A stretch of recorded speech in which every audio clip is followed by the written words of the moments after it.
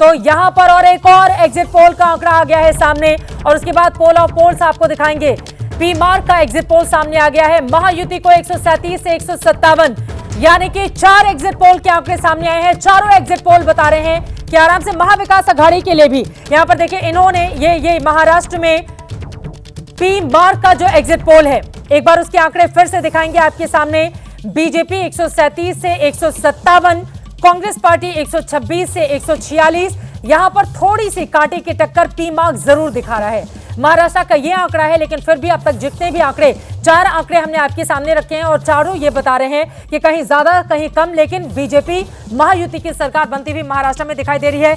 और अब आपको बता रहे हैं 4 एजेंसियों का पोल ऑफ पोल्स क्या कहता है, जिस पर देश भर की निगाहें टिकी हुई है। और यहां पर आप देखिए 152 सीटें इस महा एग्जिट पोल में भारतीय जनता पार्टी गठबंधन को जाती हुई, यानी कि प्रचंड तरीके से ये गठबंधन महाराष्ट्र में अपनी सरकार बनाता हुआ दिखाई दे रहा है।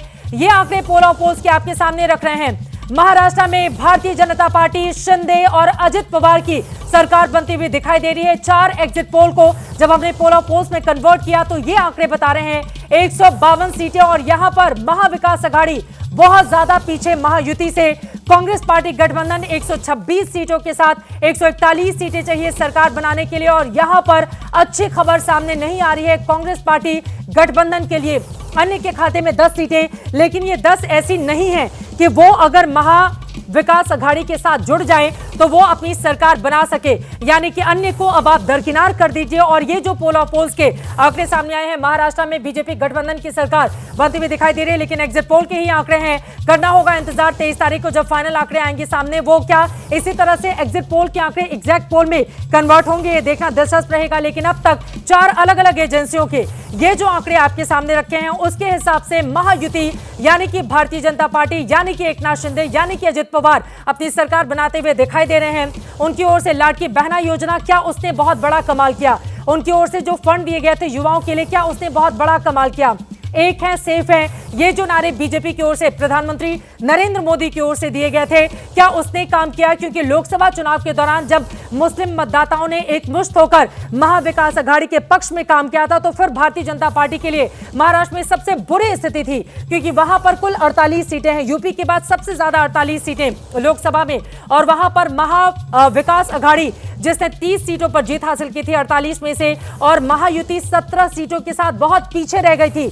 भारतीय जनता पार्टी का बेहद बुरा प्रदर्शन लोकसभा चुनाव में था। लेकिन अगर ये आंकड़े एग्जैक्ट पोल में साबित हो जाते हैं 23 नवंबर को, तो यकीन मानिए भारतीय जनता पार्टी की ये जो प्रचंड वापसी है, अब मुख्यमंत्री कौन बनेगा? इसी के साथ ही ये सवाल भी यहां पर खड़ा हो जाएगा, देवेंद्र फडणवीस क्या बनेंगे फिर से मुख्यमंत्री, या फिर एकनाथ शिंदे बाजी मार ले जाएंगे? अजित पवार का क्या होगा?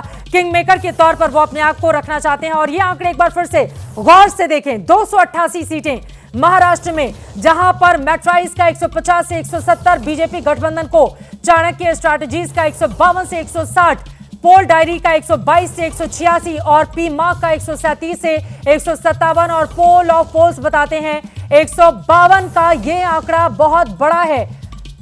जल्दी से दिबांग इस पर टिप्पणी, और अब संदीप चौधरी आगे होंगे दर्शकों के साथ, लेकिन ये आंकड़े अपने आप में बहुत सारी कहानी को महाराष्ट्र को लेकर बयां कर रहे हैं। दिबांग, हाँ, पर जितने भी जो आंकड़े आ रहे हैं मुझे थोड़े से हैरान करते हैं। आंकड़े मुझे बड़े अनजान से आंकड़े लगते हैं, और मुझे ऐसा भी लगता है कि जिस तरह के मार्जिन इसमें है, यानी 122 से 186, एक तरफ से पूरा बहुमत और बहुमत से आगे है, और दूसरे में बिल्कुल हार से बहुमत तक का आप एक साथ आंकड़ा दे दें और वही आप दोनों पार्टियों के साथ करें, तो मेरे ख्याल से ये थोड़ा सा एक हैरान करने वाले आंकड़े हैं। मैं देख रहा हूँ संदीप यहाँ आ गए हैं। संदीप, आपका स्वागत है।